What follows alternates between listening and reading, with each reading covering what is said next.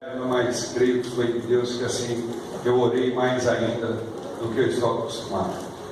Na verdade, quando o teu coração está disposto em adoração, não importa o que você sinta, não importa as coisas que estão acontecendo, não importa o que está ao teu redor. O que importa é que você é filho. Você é filho. E o filho e a filha sempre amam o pai em qualquer situação, em qualquer condição. Eu vejo este lugar como um lugar onde há confronto e nós vemos o manto do Senhor. Obrigado. O manto do Senhor, todos os domingos, todos os cultos, nas terças, no sábado, sobre as nossas vidas, e a gente vê esse pessoal que vem buscar algo, sempre sai cheio do que veio buscar. A Luísa, que estava ali desenganada, ela está em luta, com certeza. Essa semana foi uma semana de vitória para ela, onde ela foi desentubada semana passada, mas essa semana ela já está respirando, esta semana ela já está bem melhor do que a que passou. E eu fico feliz porque as pessoas vêm a esse lugar e elas vêm beber dessa água, eles vêm embaixo desse manto, numa hora de luta, numa hora de sufoco, numa hora de necessidade, e Deus sempre derrama uma pérola sobre essas vidas. Essas vidas, elas saem sempre com uma novidade para poder contar aonde vão, que foram vistas e foram abraçadas por esse nosso Deus. Então eu vejo a igreja nessa sintonia, a igreja forte, a igreja que está orando, a igreja que tem a intercessão o tempo todo em oração, o tempo todo pedindo por esse lugar, pedindo para que esse lugar continue, pedindo para que esse lugar seja verdadeiramente um manto verdadeiro, onde haja sinceridade, onde haja a palavra de Deus, onde haja o conforto, não só para nós, mas para aqueles que vêm buscar e acabam indo embora, mas glória a Deus por isso. Pelo menos este lugar faz diferença para estas pessoas. Amém? Eu fico muito feliz com isso e quero dizer que esta igreja, ela cresce muito no reino espiritual. Cada vez mais no reino espiritual nós temos força e nós temos coragem de pregar o Evangelho, não é? E cada vez que eu vou para o princípio, Deus me surpreende sempre com uma palavra. Quando eu leio a Bíblia e vou para o princípio da palavra, eu sou sempre surpreendido. Então eu me encontro nessas situações em que nós vivemos. Eu agradeço a Deus pela força que Ele nos dá, pelo entendimento e pela coragem de fazer o que nós fazemos. Quando você abre a tua Bíblia, pode abrir em Gênesis. Quando você abre a tua Bíblia em Gênesis, no 4, no 5, no 6, se você quiser deixar aberta no 5, no 6, pode deixar também, amém? Em nome de Jesus.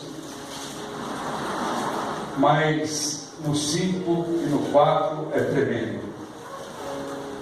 Nós conhecemos a história desse povo que estava no cativeiro há mais de 400 anos, ou 400 anos, nunca se sabe bem ao certo o tempo, mas por volta de 400 anos, um povo cativo, dentro de uma terra estranha.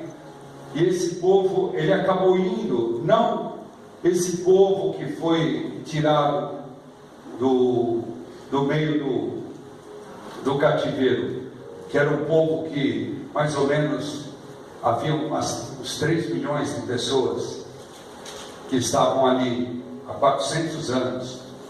Então esse povo todo não existiu de uma só vez.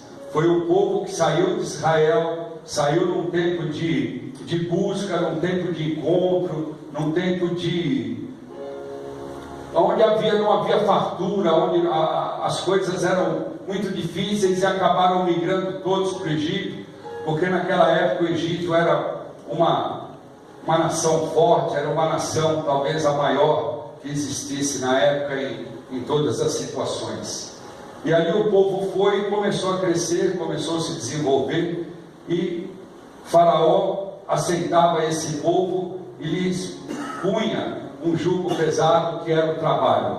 Então, aquilo que os egípcios não faziam, os hebreus faziam, não é? Faziam grandes obras, construções, eram servos, eram empregados. Então era um povo escolhido por Deus, que vivia dentro de um cativeiro, porque não conhecia quem era Deus.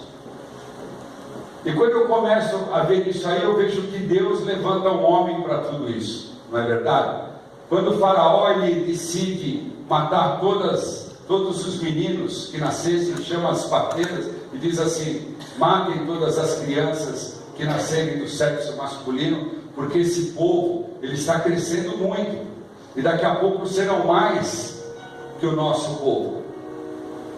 E quando eu vejo isso, eu vejo como já o povo perseguido, já havia uma perseguição, não só de palavra, mas de morte, uma perseguição onde o hebreu morria, porque ele era um povo escolhido por Deus, era um povo de Israel.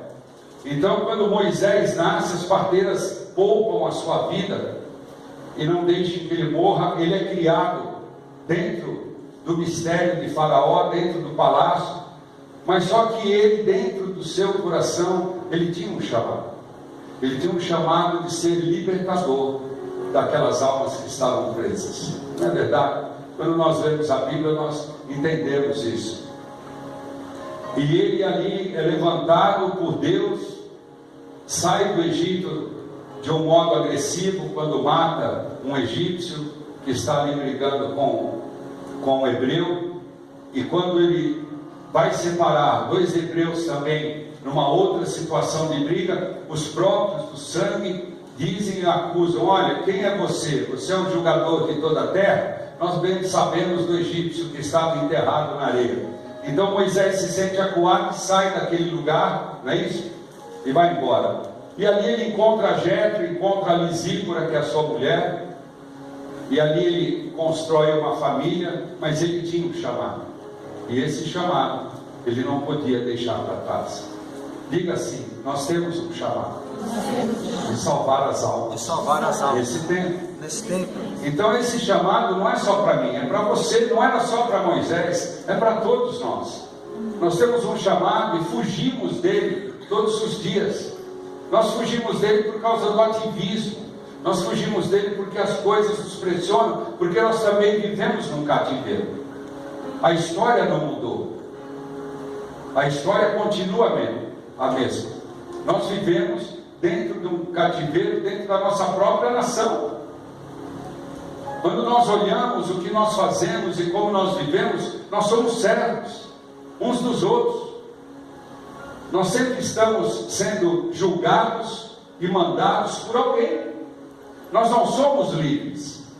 É uma liberdade oculta, mas nós somos mandados. Há leis sobre as nossas vidas. Nós somos dirigidos, nós somos manipulados. Até quando nós votamos, nós somos manipulados.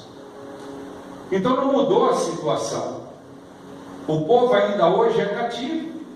E naquela época, Faraó, ele dizia assim: esse povo está crescendo muito, nós vamos ter que dar um jeito, né? Vamos dar mais trabalho para eles, vamos pôr eles para trabalhar cada vez mais, porque eles estavam querendo ir até o deserto para fazer sacrifícios a Deus.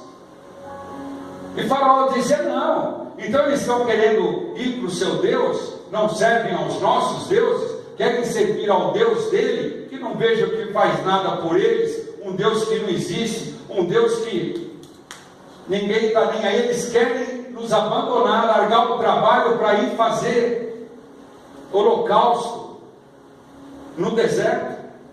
Vamos fazer o seguinte: naquela época eles trabalhavam muito em obras, eram muitas construções.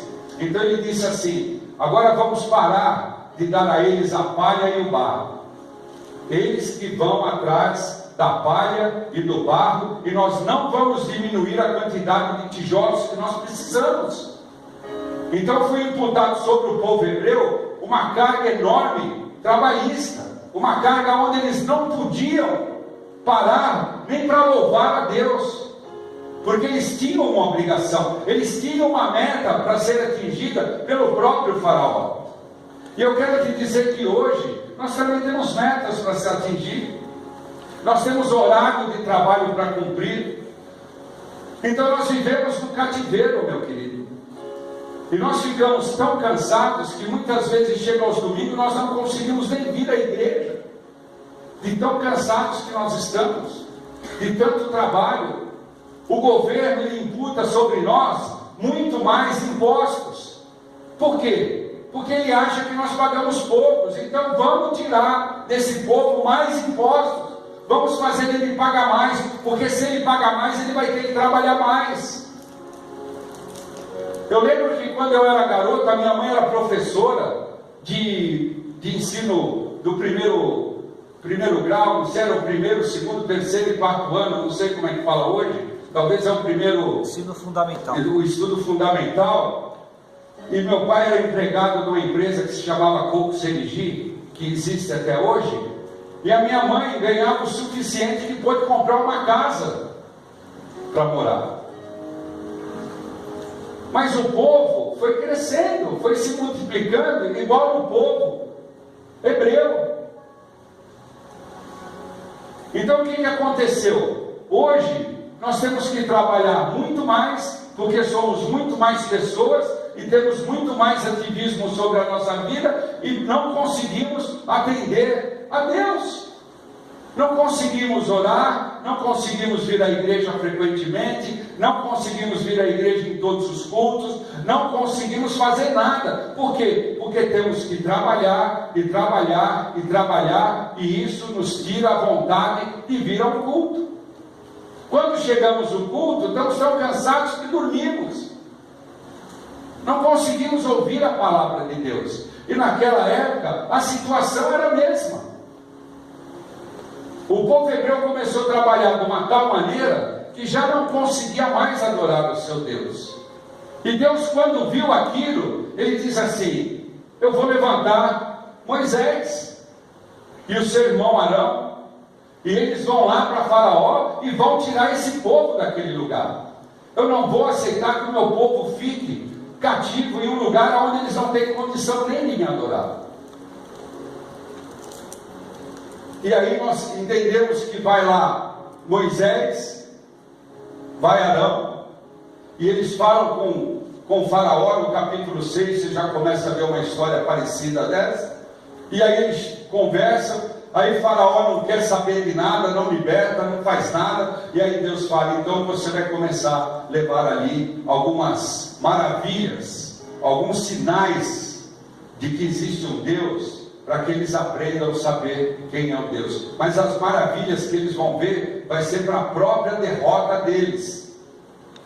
E aí então nós vemos que vem as 10 pragas do Egito, aonde a última mata todos os primogênitos de Faraó, não só de vidas humanas, como de animais, de tudo que era primogênito morria. Lembra disso? E aí o povo sai daquele lugar. 400 anos de cativeiro. Por quê? Porque não havia alguém que pregasse, não havia alguém que se levantasse, não havia alguém que se juntasse numa comunidade e pregasse o que Deus mandava pregar. Por quê? Porque o ativismo os consumia. E o ativismo traz para nós o que é a vontade de ter coisas do mundo. Isso começa a encher o nosso coração. Talvez um carro 2010 já não serve mais para mim. Talvez a casa onde eu moro também já não é suficiente mais para mim. Talvez as roupas que eu ando também já não são mais suficientes. Talvez as escolas já não são mais as escolas que eu quero para os meus filhos. E aí então nós entramos dentro de um desfiladeiro, onde nós começamos a trabalhar, estamos no jugo demoníaco de Satanás. O nosso faraó hoje se chama Lúcifer. E ele coloca não só toda a humanidade, mas principalmente o povo de Deus no maior cativeiro, e o povo de Deus ainda se estabelece nisso, achando que é uma vantagem, que são escolhidos de Deus, porque conseguem algumas coisas. E esquecem que também Lúcifer, Satanás, está dando ao povo ímpio. Há muitos ímpios muito mais ricos que crentes, meu querido. Então, aonde você entra nesse divisor de águas? Qual é o teu entendimento? Então eu vou trabalhar, a igreja para mim vai ser só um lugar de autoajuda, onde eu preciso de uma oração, onde eu não estou feliz com alguma coisa que eu tenho, aonde eu vou lá porque eu estou enfermo e eu preciso dessa cura, porque os médicos já não conseguem mais me curar. Não é verdade? Eu já recebi uma palavra de desengano, estou desenganado, estou desenganado, meu filho está morrendo, minha filha está morrendo, vamos procurar um lugar onde tem um manto. Não é verdade? E aí vem nesses lugares como o nosso, mas creio que há muitos mais lugares assim, recebem algo de Deus e voltam para o seu ativismo. Talvez voltem para os desejos do seu coração. E o corpo de Cristo hoje cada vez está mais abalado, sem estrutura, não entendendo que é cativo, achando que é livre. Livre em quê?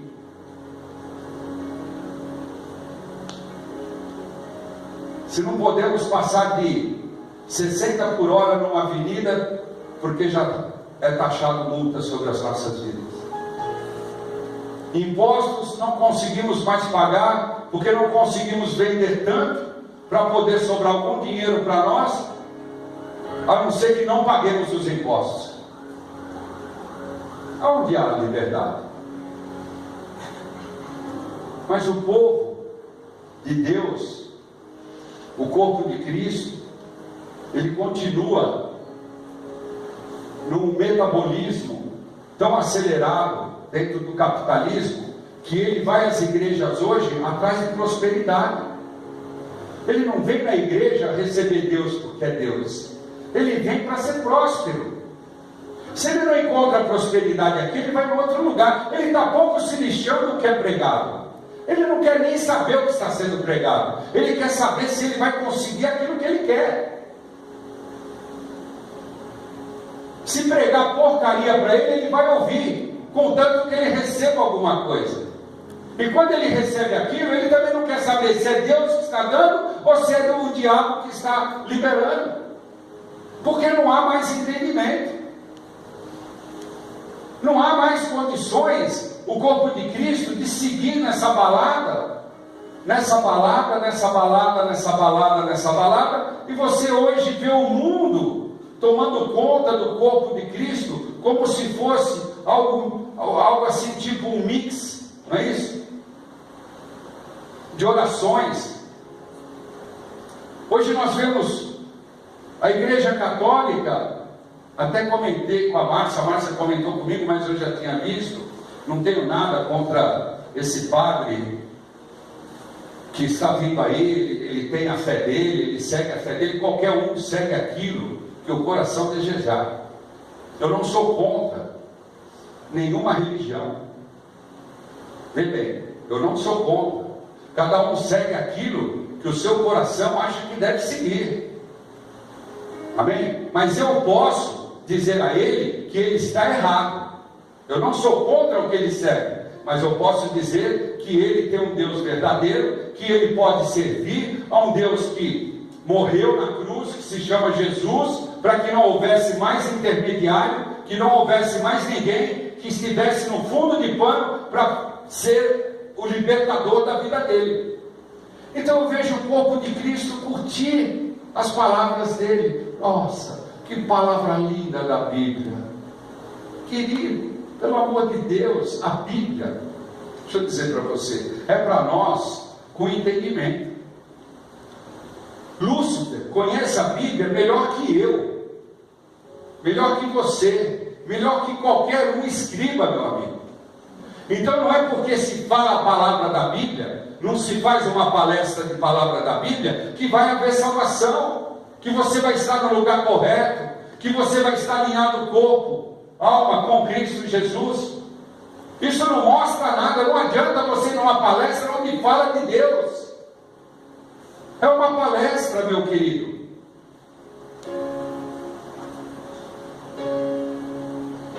É tão difícil nós vemos isso no mundo espiritual, que há um espírito de engano entrando dentro dos corações do corpo de Cristo, que acham que isso é maior legal, é a maior coisa, que bacana, nossa, que lindo. Eu te pergunto, essa noite, meu querido, se você conhece Deus de verdade, se você conhece o que é o manto de Deus sobre a tua vida, se você quer mesmo salvação, se você quer mesmo uma vida alinhada com o teu Deus, sabendo que Ele é Deus, e que Ele, se quiser, não vai te dar nada em troca disso, porque Ele já deu o Filho dele na cruz, Ele não é mais obrigado a te dar nada, você é obrigado a estar com Ele, se quiser ir para o céu.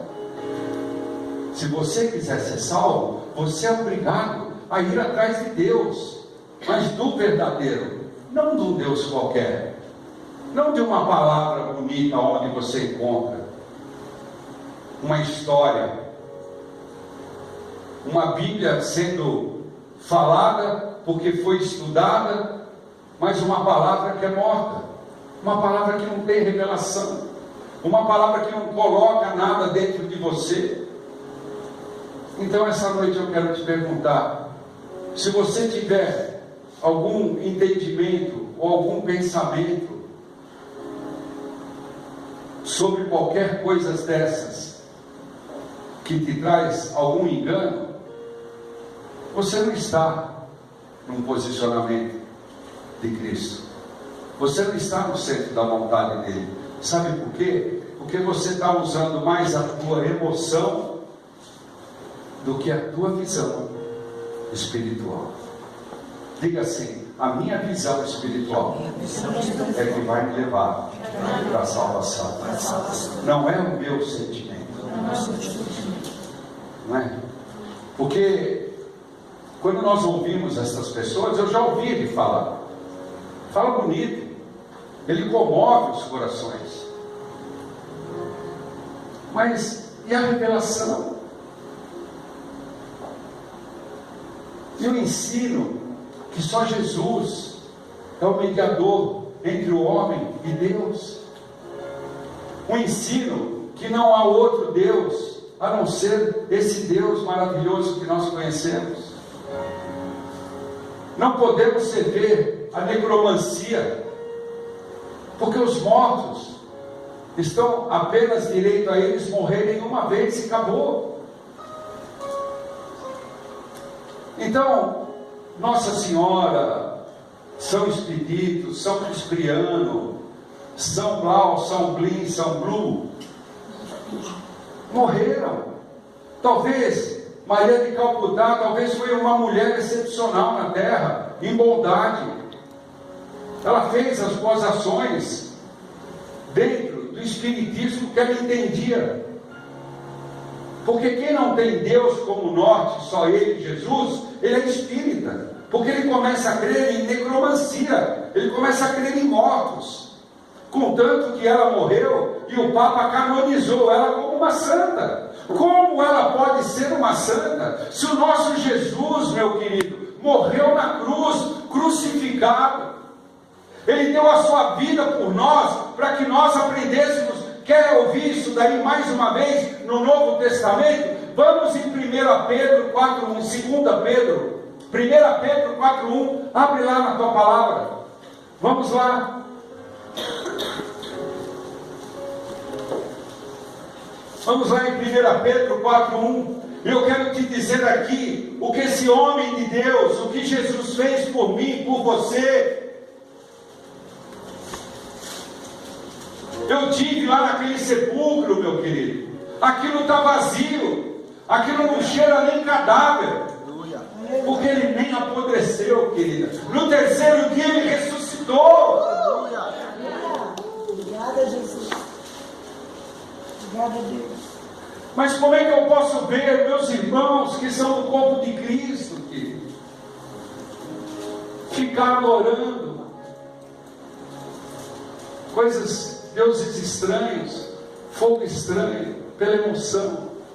Sabe por quê? Porque não há mais quem pregue o Evangelho verdadeiro. Há aqueles que sugam o que precisam dentro da igreja do seu próprio direito. É triste falar isso, é triste pregar isso. Não é uma pregação fácil, é uma pregação dura. Mas em João 6,60 diz: duras são estas palavras, quem as ouvirá? Pouquíssimos ouvirão, pouquíssimos. Na hora do mando se achegam, porque precisam de algo, mas quando recebem, vão embora, porque não entenderam que Deus é Deus, e que Deus pode fazer muito mais daquilo que você recebeu, não é?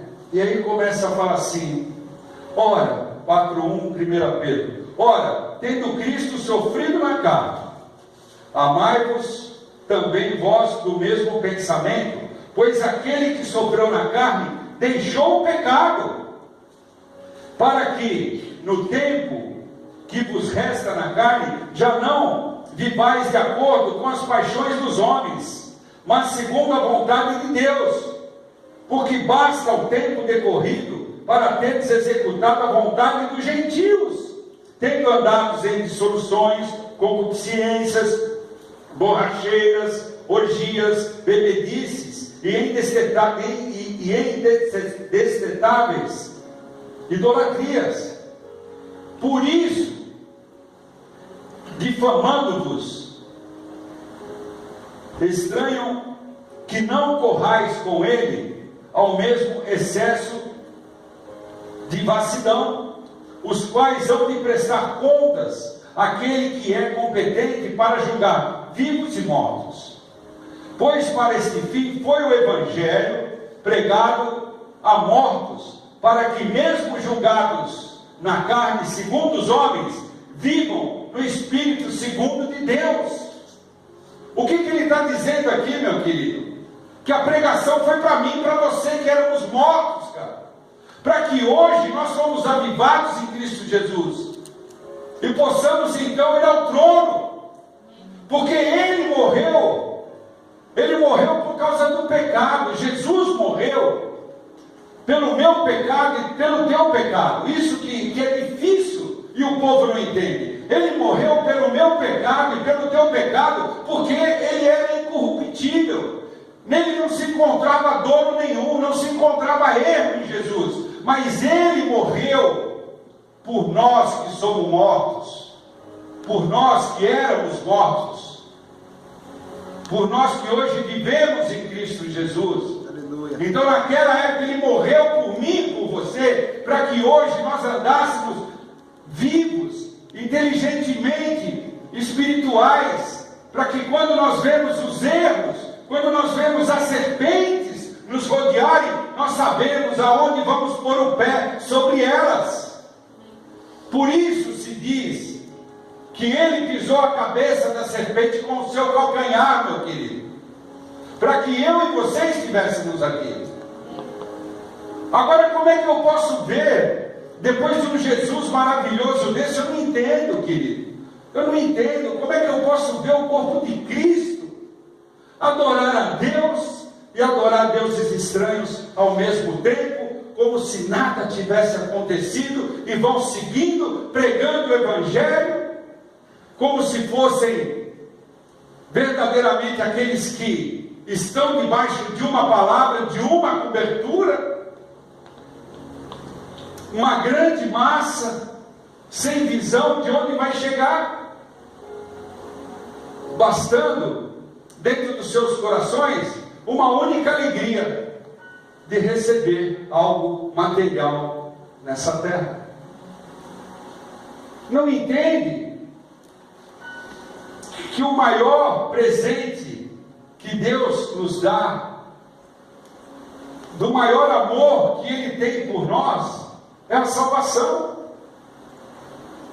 O resto, buscai as coisas dos altos, buscai o reino de Deus e a sua justiça, e o restante será acrescentado. Eu não preciso ir ao lugar santo dos santos e está alguém pregando, se dizendo um homem de Deus que rouba, que faz tantas coisas erradas, que até adultério cometem, evasivamente,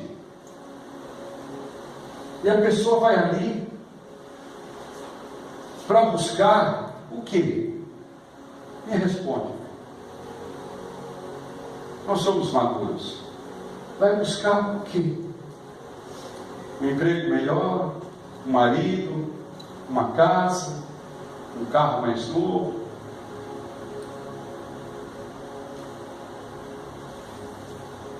E aqui nesse lugar, homens que serviram a Deus, esses que vieram beber dessa água que eu acabei de pregar, que vieram buscar cura, homens de igrejas enormes, vieram aqui buscar cura, vieram aqui beber dessa água, vieram ouvir essa palavra, disseram: aonde eu estou não há milagres, porque eu trabalho na área financeira e eu pago esse povo que vai lá dizer que estava doente e foi curado, que tinha câncer e foi curado, que estavam pobres e hoje são empresários. Ou você acha que eu estou mentindo? Ele saiu daqui com a sua mulher curada. Aleluia, glória a Deus. E trouxe para nós uma verdade que nos faz acreditar que estamos caminhando certo pelos caminhos. E como é que nós então podemos dizer que esse povo que se chama pelo meu nome, que já não ora mais, que já não se prostra mais, que já não quer saber mais de mim, que só quer as coisas que acham que eu posso dar? Então, segundo a Crônica 7,14, ela tem que ser lida dessa maneira agora, não é? Abre lá em 2 Crônica 7,14 e lê o que está escrito. Deus, maravilhoso, Senhor, cada vez estou mais forte na tua presença, cada vez estou mais lúcido daquilo que tenho pregado, cada vez tenho sofrido mais pelo teu evangelho e chorado nas madrugadas, porque eu acredito que a tua morte ainda não foi em vão. Aleluia. Eu acredito que a morte do meu Deus, do nosso Jesus, não foi em vão. Aleluia. Vai haver a volta. Ele vai vir e vai levar aqueles que o amam verdadeiramente, em espírito, e o adoram em espírito e em verdade. Aqueles verdadeiramente que estão na igreja porque amam a Deus, aqueles que estão na igreja porque querem prestar cultos a Deus. Um povo que vive pela fé, um povo que olha pelos olhos da fé e ouve pelos ouvidos da fé, que os olhos naturais daquilo que ele enxerga já não lhe causa mais nada, porque ele sabe que a candeia do corpo é os olhos.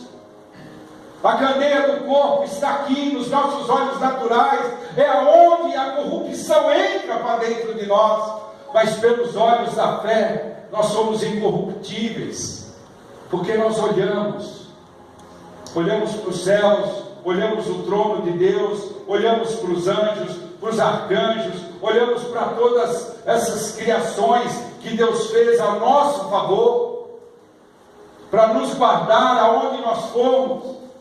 Anjo, ele te guarda, ele cuida de você, porque eles foram criados para isso. Deus nos ama tanto que ele criou um exército de anjos para que nós possamos caminhar firmes nessa batalha, nessa guerra que é entre a luta, que é a guerra maior que tem, a luta entre a carne e entre o espírito. Mas aquele que está fitado, aquele que está ligado no nosso Deus, esse vai ser salvo. Então não deixe se enganar, porque você é levantado como Moisés, meu querido. Você é levantado para salvação, não para condenação, meu querido. Amém. Diga assim: eu sou levantado por Deus para a salvação, não para a condenação. E quantos estão dentro da igreja para a condenação? Quantos fazem parte do corpo de Cristo para a condenação do corpo?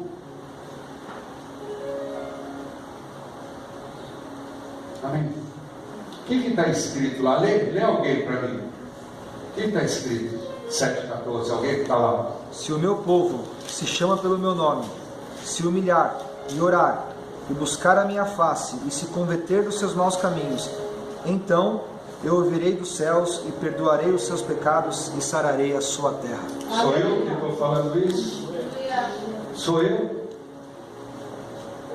O povo está nessa condição de se humilhar diante de um Deus, de se prostrar, de colocar o seu rosto no pó, de pedir perdão todos os dias, para que Deus possa ver e ter misericórdia de mim e de você? Ou que nós vemos um povo entrando dentro da igreja, sem oração, sem Bíblia, sem entendimento, a fim de nada, só a fim de uma coisa: de sugar o trono de Deus, de corromper o trono de Deus, de corromper a palavra, de corromper os costumes que vêm de Israel, de corromper os costumes e os hábitos que Deus deu para aqueles que o amam em espírito e em verdade.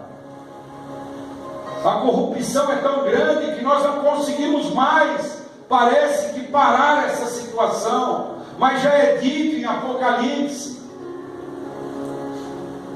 Apocalipse é o livro mais lindo que existe na Bíblia, se você quer saber, porque ele fala de salvação, ele fala de jejum, ele fala dos pecados serem tirados do nosso coração, ele fala de anjos que estão ao nosso redor o tempo todo, fala de salvação, fala daqueles que estão firmes, fala das visões que os profetas tiveram.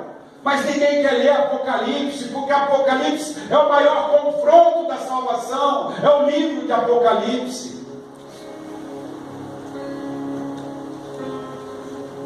Se é que alguém consegue ler pelo menos Gênesis, imagina Apocalipse. Não é ensinado, não é colocado mais dentro do coração do povo. Lê Bíblia.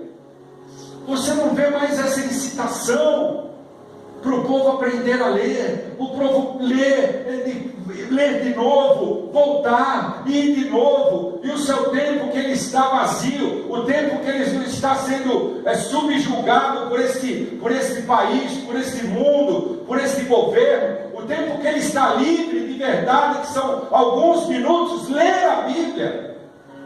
Mas não, quando esses minutos vêm para ele de descanso, o que ele faz? Ele se atira ao mundo. Ele entra de braçada no mundo, é nos barzinhos, é na prostituição, é nas corridas de carro, é nos campos de futebol, é em todo lugar, querido, é em todo lugar. Eu não sou contra nada disso, eu só estou explicando que o povo de Deus, que se chama pelo seu nome, está trocando Deus e a sua justiça por as coisas do mundo, porque isso alegra a carne. Amém? Então, meu querido, você quer mudar de vida? Você quer que as suas coisas deem certo? Leia lá 2 Crônicas 7,14. Leia, releia, entenda o que Deus quer de você, e você vai começar a ver sinais de milagres na tua vida. Amém. De verdade. Amém? Deus é bom? Amém. Muito.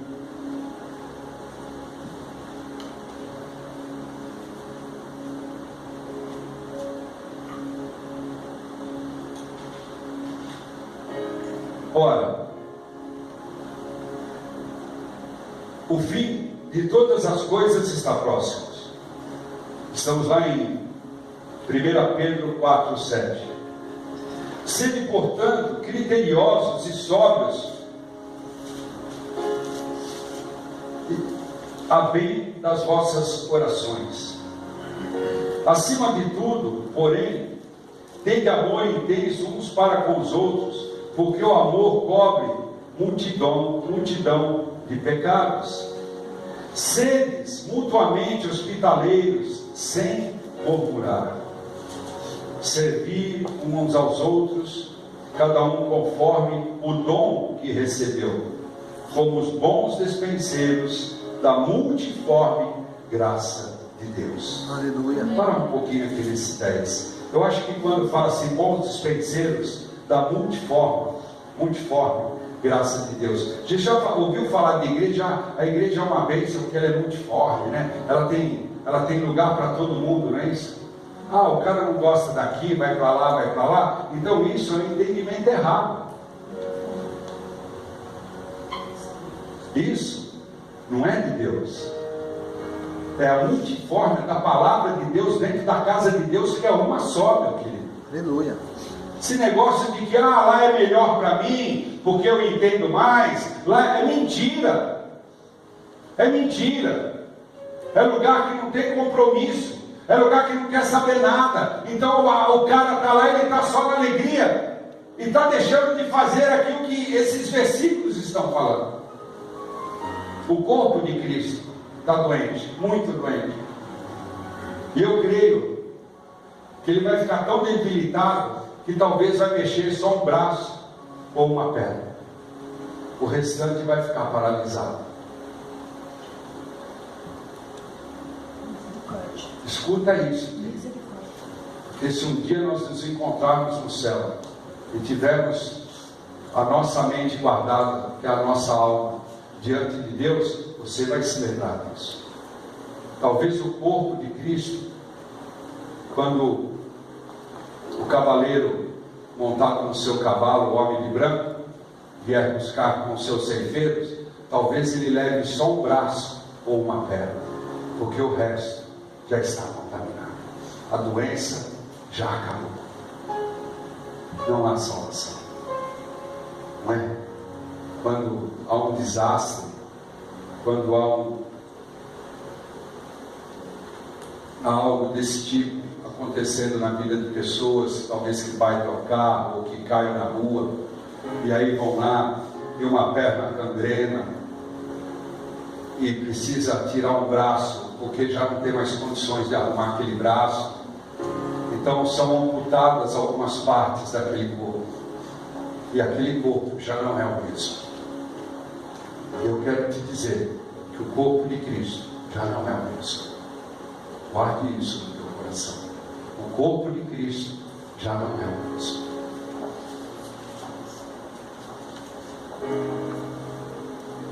Se alguém fale, 11, se alguém fale de acordo com os oráculos de Deus. Se alguém serve, faça-o na força que Deus supre, para que em todas as coisas seja Deus glorificado, por meio de Jesus Cristo, a quem pertence a glória e o domínio pelos séculos dos séculos.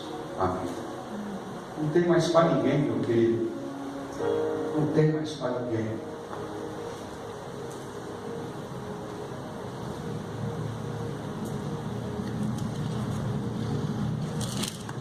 Amados, não estranheis o fogo ardente que surge no meio de vós, destinado a provar-vos, como se alguma coisa extraordinária vos estivesse acontecendo.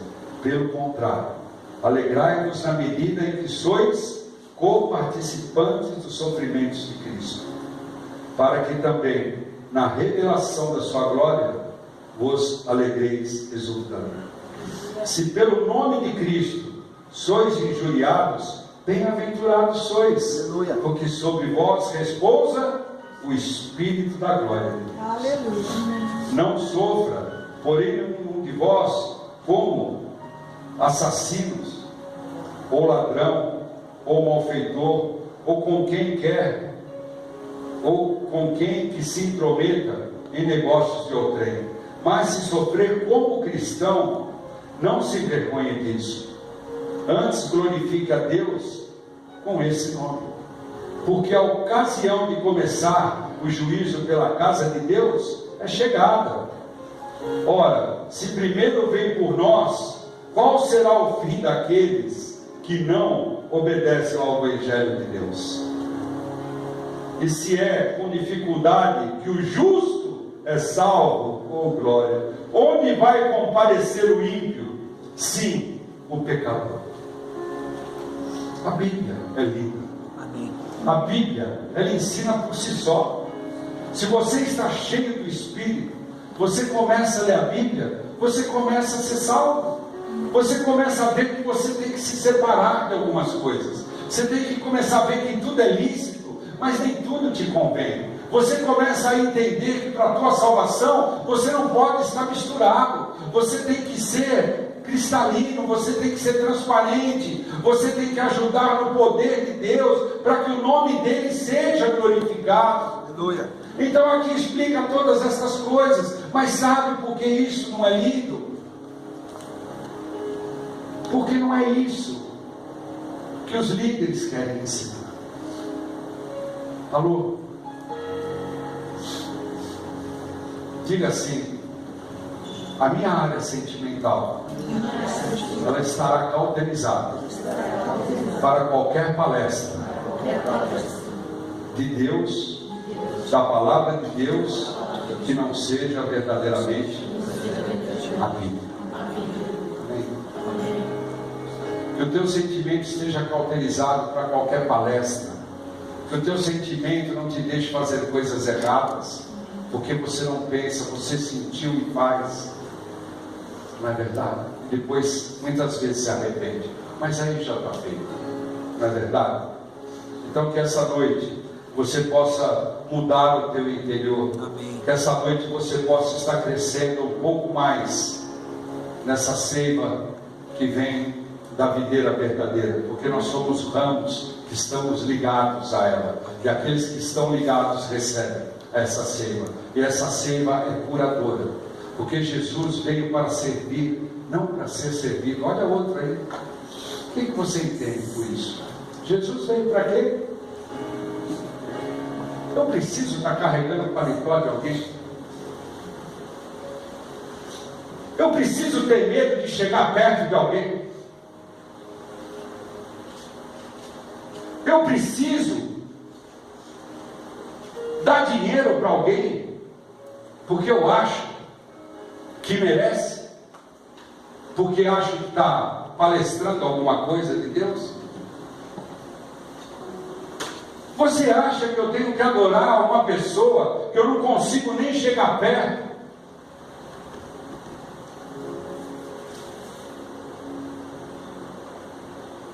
Se Jesus veio para servir, meu querido, se aproveite disso dentro do teu interior e sirva como ele serviu, porque então você está glorificando o nome dele. Amém. Nunca deixe que alguém te sirva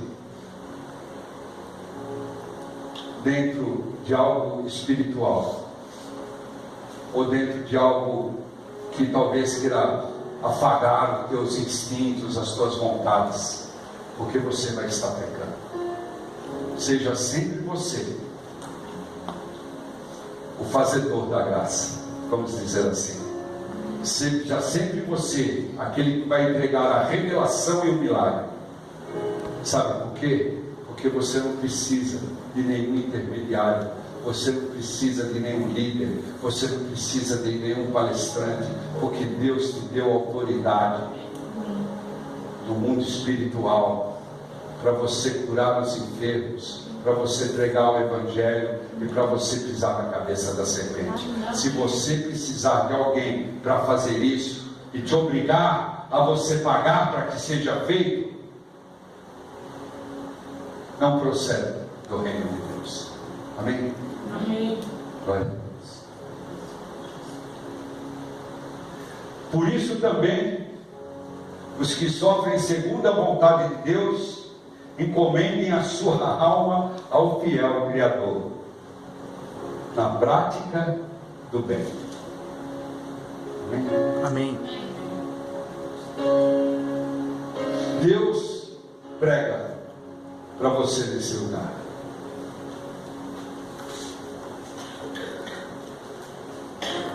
Porque tudo que é vindo daqui, tudo que sai daqui é de Deus, procede de Deus.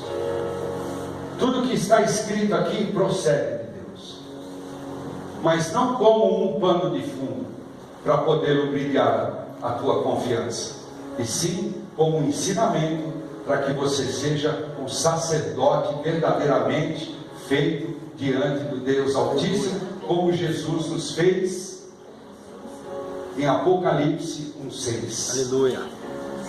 Lembra disso? Apocalipse 1:6? O que está escrito? Olha lá.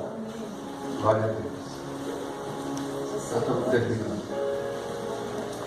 Em nome de Jesus.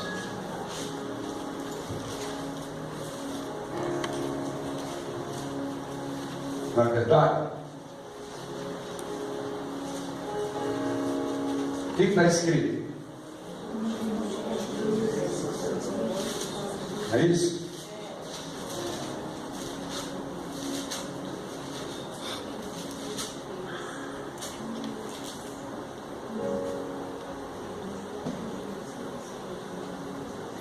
Aquele que nos ama, não é isso? E pelo seu sangue nos libertou dos nossos pecados e nos constituiu reino, sacerdotes para seu Deus e Pai. A Ele a glória e o domínio pelos séculos dos séculos. Amém. Amém. Amém. Por acaso, quando Ele falou isso, Ele te pediu algum dinheiro?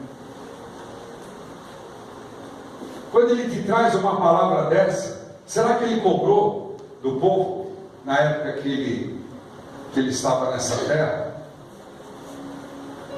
Será que Ele juntou empresários no templo?